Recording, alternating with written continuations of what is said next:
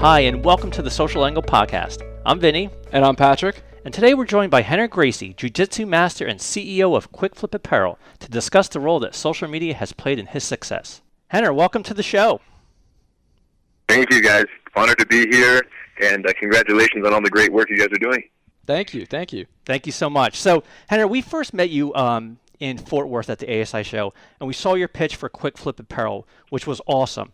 We actually did a video of it, which you actually shared on your social media, and to date, it's our most viral video ever. True story. So I have a question for you. How important has social media been to not only the success of Quikflip Apparel, but to your personal brand as well? I mean, one could argue that it's everything, but I think that might be a slight overstatement. Obviously, and I know some of the listeners don't know anything of my background, but there's a strong Jiu-Jitsu heritage, right? I come from a multi-generational Jiu-Jitsu, legendary Jiu-Jitsu family. So when I was younger, and social media just started kicking into gear in terms of like video streaming and YouTube and these things, I made a video breaking down a UFC fight, and the video went viral, and I quickly realized the power of social media because it literally allows anyone the platform to make a name for themselves and be seen and get the message out. And once I saw that, man, I never let up. I just went 100% all in on social media in terms of creating content, becoming kind of an influencer and a content creator. And it worked perfectly in Jiu-Jitsu. So when I created the Quikflip conversion technology, I thought, wow, I'm just going to follow the same roadmap. I'm going to make cool videos. I'm going to be a content creator. I'm going to get the message out on social media, get other influencers on board, and see where it takes me. And here we are. Absolutely. That's awesome. So kind of a follow-up to that point is, when you're creating your content, is there any content strategy that you follow? Are you looking, are you posting for one topic, or are you showcasing different aspects of your life? What is the kind of, the strategy you take with your social media? Man, my main philosophy when it comes to creating content is to create value, right? To create value. And sometimes value comes in the form of education. Sometimes value comes in the form of entertainment.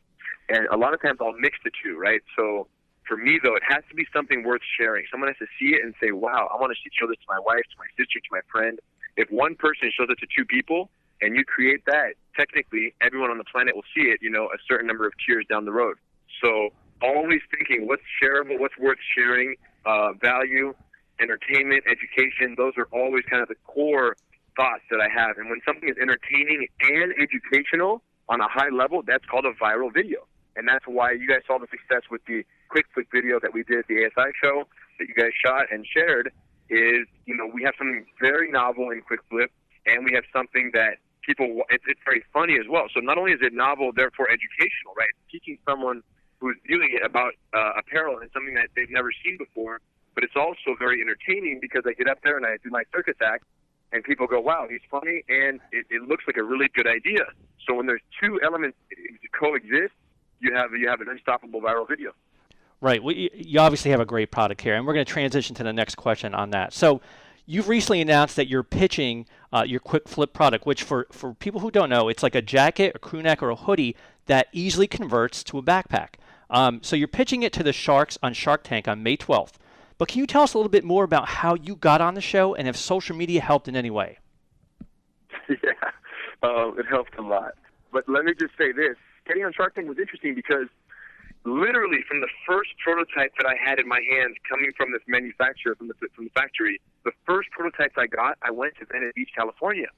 And I didn't even have them to sell. I literally had like half a dozen, pre-production samples, right? You guys know the deal. Right. And I get out there and I take two camera guys, and I just basically, everyone I see wearing a hoodie around their waist or around their neck or tied onto them in some awkward manner, I stop them and I say, hey, is there a better way to carry an unworn sweatshirt than that?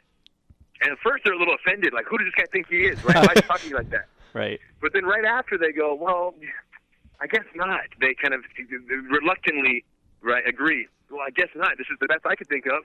And I say, check this out. And I'm demonstrating, and literally in 10 seconds, my hoodie, I take it off and I turn it into a backpack. And their jaws drop. And they start looking around like, did anybody else just see what I saw? Like, that was a universal reaction. And the video, I made a video of this, a 3-minute video, compiling some of the reactions. and we put it on Facebook, showing them how to interact. Of course, I interacted with them. I let them wear it. I let them try it. I let them experience it. So I knew that just getting with the people and letting the raw reactions do the selling would be all I needed. I put that video on Facebook, and I think today it has over 13 million views. But everything started with that Venice Beach video. Right. And it went viral, and that was, amongst other things, what the producers at Shark Tank saw to say, oh, my gosh, we love this product. We love this guy. He's perfect for our show. He's early enough in his kind of company evolution, but they were super excited about it, and they passed it up the ladder to the executives at ABC. ABC saw it. They loved it. So it was just like a streamline all the way through. Then you submit the application, audition tape. They pass it around. They love it. And then they tell you, all right, you're scheduled to shoot. And you go into shooting, and, man, it's crazy. And that's kind of how it all happened. I got a follow-up question for you, too. You've talked about, the power of social media and the influencers. And one of the questions I have is, at what point did you realize you were gaining that true momentum online? Is there something that these smaller brands can look for and say, hey, that right there is a point of confirmation that I'm on the right track? Yeah, it starts to get viral. We were starting to do a virality when we started doing Gracie breakdowns for Jiu-Jitsu techniques used in UFC fights. So think about the equation. A UFC fight happens, a very popular fight. A technique happens in the UFC. My brother and I thought, wow, why don't we do breakdowns? Why don't we do breakdowns and basically demonstrate technically what happened in the octagon, since most viewers have no clue what's going on in there. So we did a breakdown. This is like 10 years ago, our first breakdown, and it went viral. We're talking 200,000, 300,000, 400,000 views on a YouTube video, right? And then we did more, and then we did in the millions of views.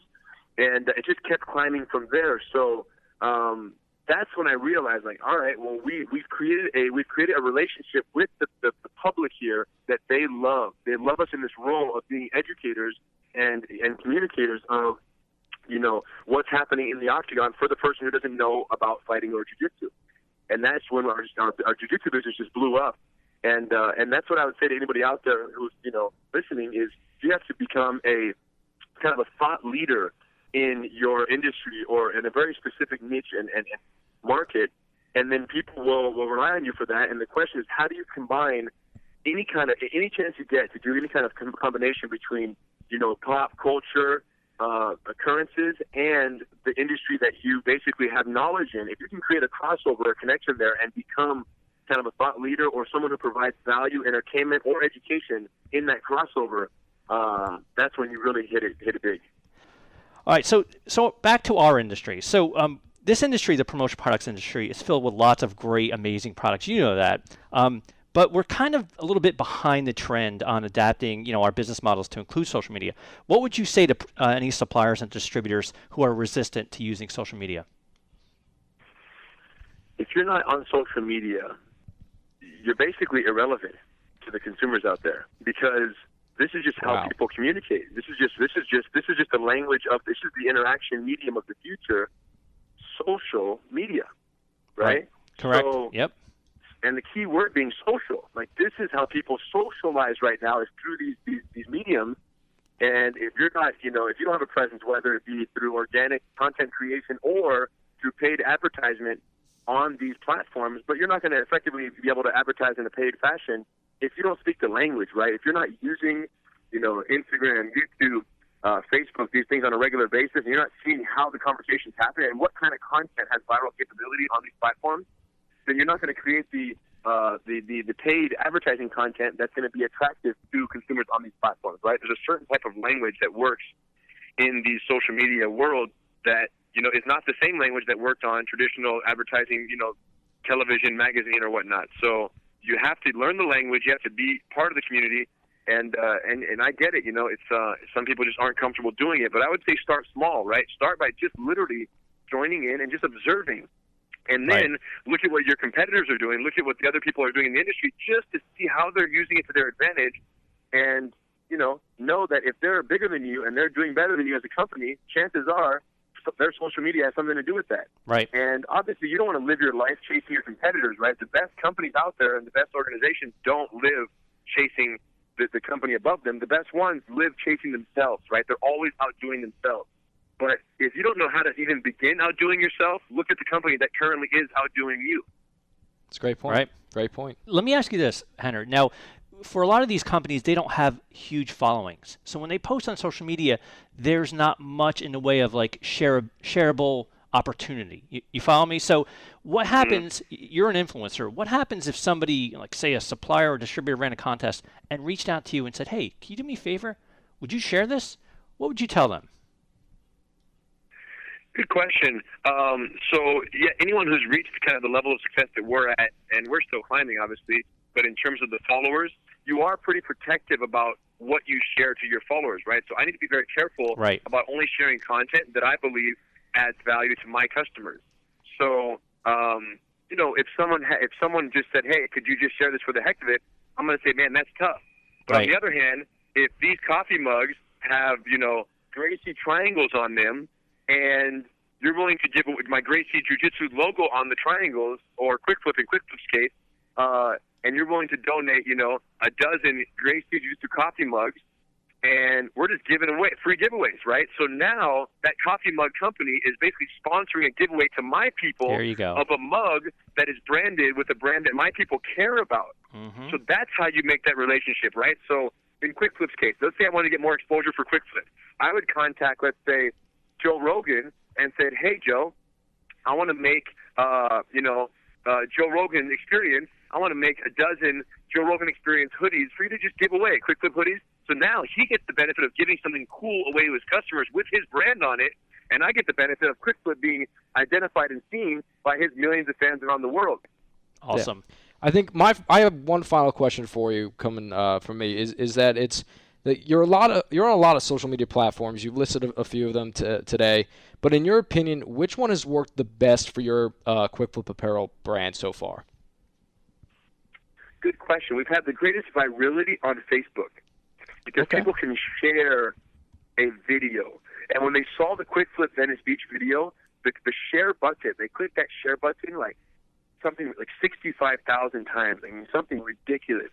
In fact, another guy from one of the recent ASI shows that we were at, I think it was Fort Worth, a guy filmed my pitch at Fort Worth, and then he threw it on social media, a guy named Jim Sweeney from like some promotional products company in Galveston, Texas. Like, we saw it. A small little thing. And the guy's video went over 1 million. I think 7 million views. Is it 7+ million views and like 60,000 shares on this video. And he only had 1,000 Facebook followers.